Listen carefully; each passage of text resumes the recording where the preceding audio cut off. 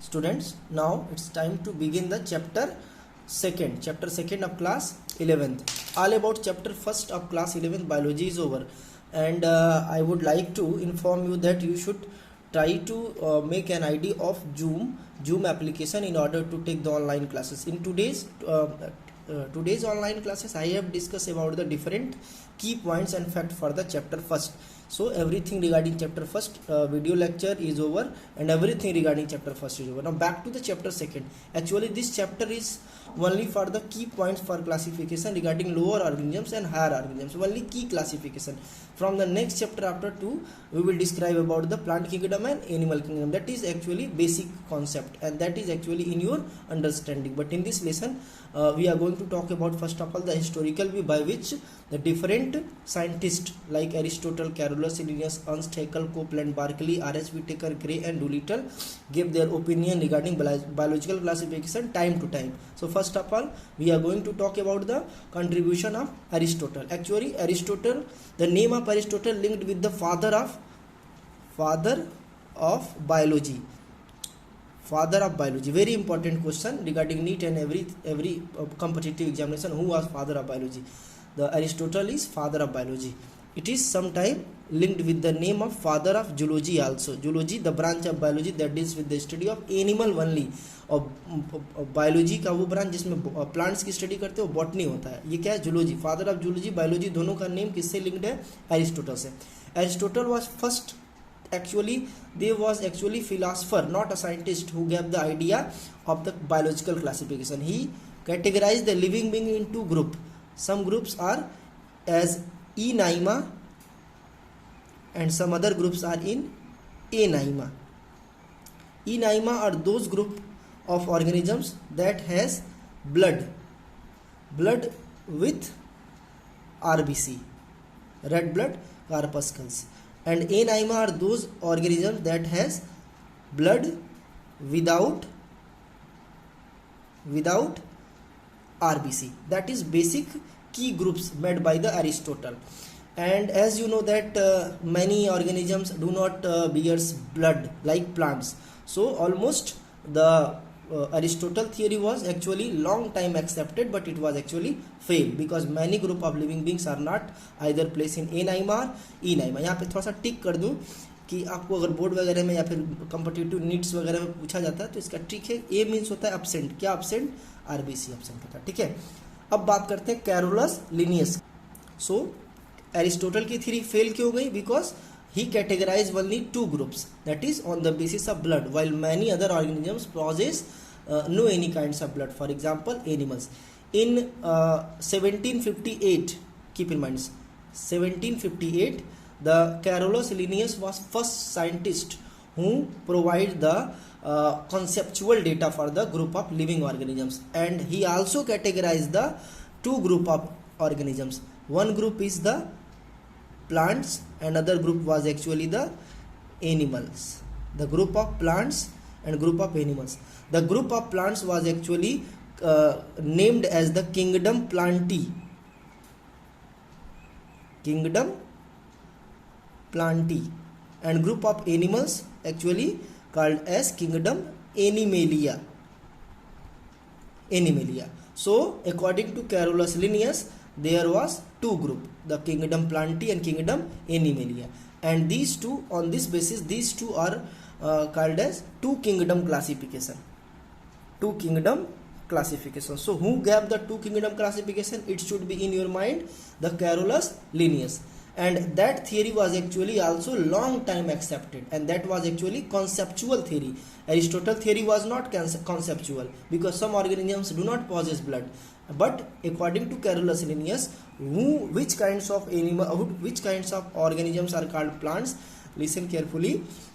According to them, according to Carolus Linnaeus was first provide the conceptual basis of classification. So he is popularly known as the father of taxonomy. It was actually mentioned in previous lesson, but in this lesson we will describe about what was their actual contribution. He actually contributed the two kingdom classification. One is plant, another is animals, and the group of plant was actually kingdom Plantae and group of animal was actually Animalia.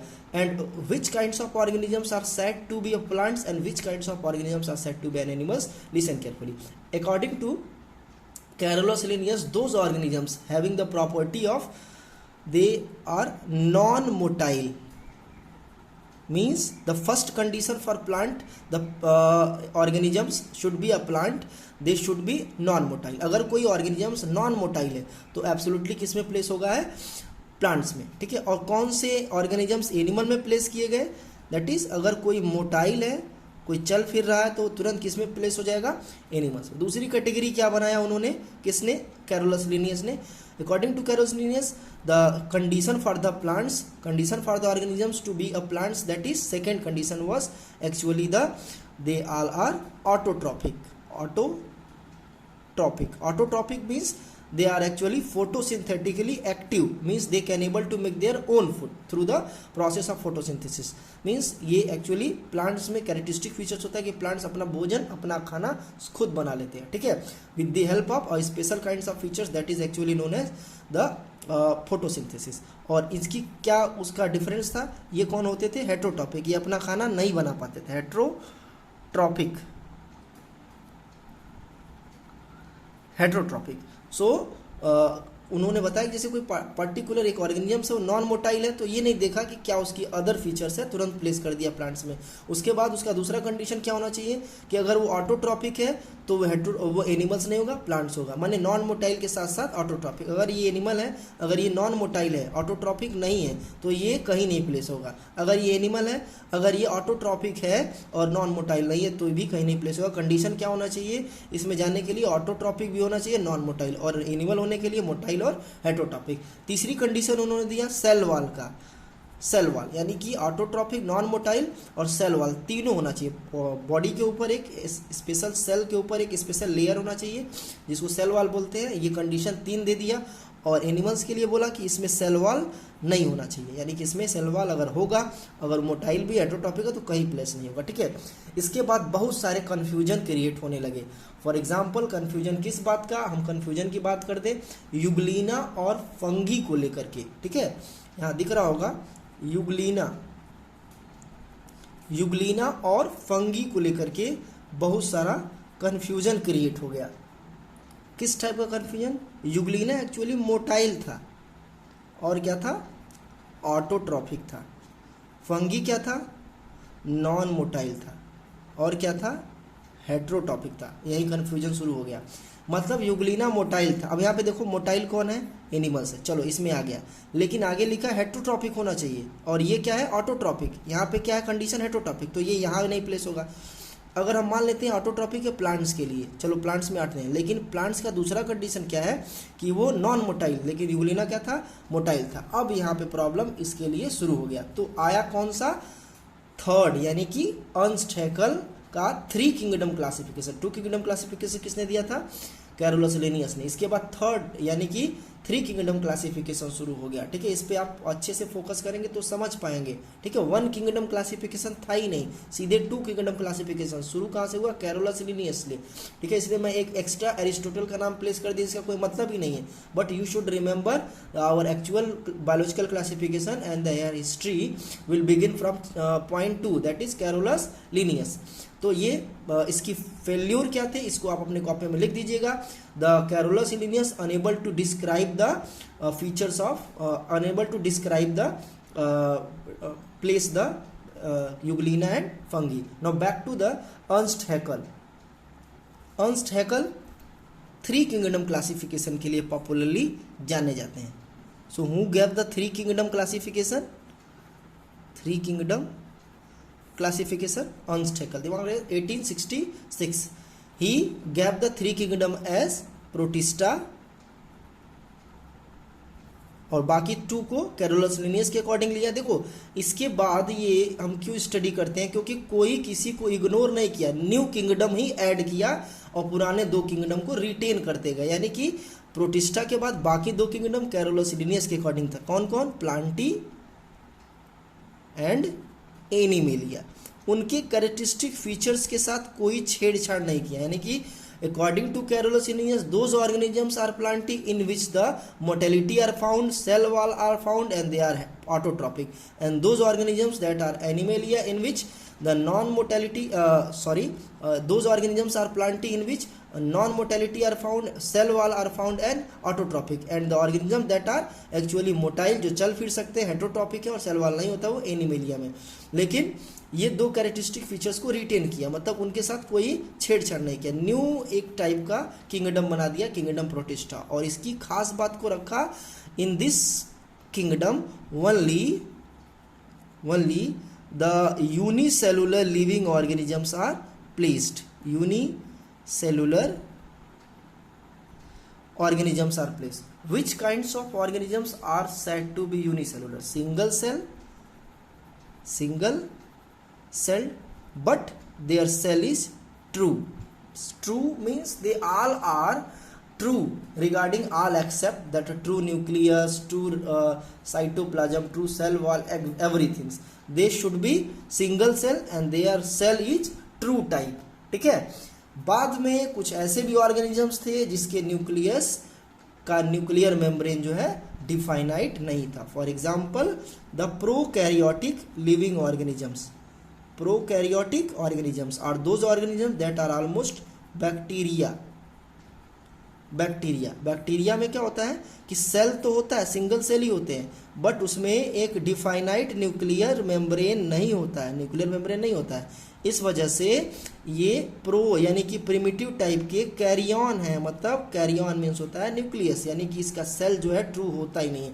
तो ये problem create होने लगा और bacteria भी चिल्लाने लगा कि मुझे किस में रखोगे, मैं तो प्रोटिस्टा हो ही नहीं, क्योंकि इसमें सिंगल सेल आते हैं और वो भी ट्रू होने चाहिए, मेरा तो ट्रू सेल है ही नहीं, प्लांटी में हम प्लेस ही नहीं हो सकते क्योंकि हम जो है ऑटोट्रॉपिक भी है, हेटेरोट्रॉपिक भी है। और सबसे बड़ी बात यह है कि एनिमेलिया हम हो ही नहीं सकते हैं। ठीक है, तो यहाँ पे उसके लिए प्रॉब्लम क्रिएट होने लगा। नेक्स्ट आए तब कोपलैंड एंड बार्कली। तो फेल्यूर ऑफ अर्नस्ट हैकेल क्या लिखेंगे? He also enable to place the prokaryote in their different groups, Protista, Plantae and Animalia. Now back to the contribution of Copeland and Barkley. Listen, according to Copeland and Barkley, he is popular for their four kingdom classification. Four kingdom classification. So what are actually four kingdom classification? The four kingdom classification was he actually form a new group of kingdom, new group of organism that was actually called as Monera, and rest one will actually similar, that is the Ernst Haeckel. According to Ernst Haeckel, the three kingdom classification was the Protista, Plantae and Animalia. Listen, मैंने बोला कि कोई भी किसी के kingdom को delete नहीं किया, वो बाकी के दो किंगडम को सारे साइंटिस्टों ने ऐड किया और न्यू एक किंगडम अपने अकॉर्डिंग, उस सीरीज के अकॉर्डिंग जो जैसे जिस सीरीज में आए उसी सीरीज में वो रखते गए। ठीक है, तो ये न्यू क्या ऐड हुआ है यहाँ पे? मोनेरा। बाकी ये तो तीन थे ही, किसके अकॉर्डिंग? अर्नस्ट हैकेल के according. So according to Copeland and Barkley, new kinds of kingdom is kingdom Monera, and in this kingdom only prokaryotic organisms are placed, which is actually not a true nucleus. ठीक है, इसके बाद भी बहुत सारे ऐसे living beings थे जो कहीं प्लेस नहीं हुए थे, और उसमें कौन था? फंगी। इस पे आप याद रखिए, फंगी क्या था? वो हेट्रोट्रॉपिक था, हेट्रोट्रॉपिक, और क्या था? और वो नॉन मोटाइल था, नॉन मोटाइल। और यहाँ पे देखो, और ये फंगी क्या था? मल्टी सेलुलर था, मल्टी सेलुलर। तो यहाँ पे why should fungi not placed in Monera? Keep in mind, this is because in kingdom Monera only the prokaryotic single cell organisms are placed, prokaryotic unicellular organisms are placed. It is multicellular, so the chance of placing the fungi in Monera are actually negligible. why the fungi not placed in protista? Because in the protista eukaryotic unicellular living organisms are placed. in the protista eukaryotic, जो eukaryotic हो और unicellular हो. फिर इसके chance खत्म हो गया क्योंकि ये क्या था, मल्टी सेलुलर था. इसके बाद आया प्लांटी. प्लांटी में क्या था, ऑटोट्रॉपिक ऑर्गेनिजम्स को प्लेस किया गया था, यानी कि इसके चांस यहाँ हेटरोट्रॉपिक की वजह से खत्म हो जा रहे हैं. एनिमेलिया में जिनमें मोटेलिटी हो और सेल वॉल ना हो उसको प्लेस किया गया था. इसमें क्या था, सेल वॉल भी था और इसमें मोबिलिटी नहीं थी, यानी कि एनिमेलिया में चांस ही नहीं हो सकता है कि ये प्लेस हो. तो ये कुछ दिनों तक ऐसे भटकता रहा. उसके बाद कौन आए, R H. Whittaker. Next will be the 5 kingdom classification. अब 5 किंगडम क्लासिफिकेशन कौन दिया था, 5 किंगडम क्लासिफिकेशन. 5 किंगडम क्लासिफिकेशन दिया था R H. Whittaker. Why the Copeland and Barkley? Why the 4 kingdom classification are failed? This is because he unable to place the fungi in their different 4 groups. ठीक है. What was actually 5 kingdom classification? The 5 kingdom classification was actually Monera. अब यहाँ पे Monera को पहले रखा और इसके बाद इनका जो मोनेरा के बाद जो अगला किंगडम था वो क्या था, प्रोटिस्टा. इसके साथ भी छेड़छाड़ नहीं किया. और तीसरा हमने पढ़ा था, वो तीसरा कौन था, वो था प्लांटी. और चौथा कौन था, एनिमेलिया. एनिमेलिया.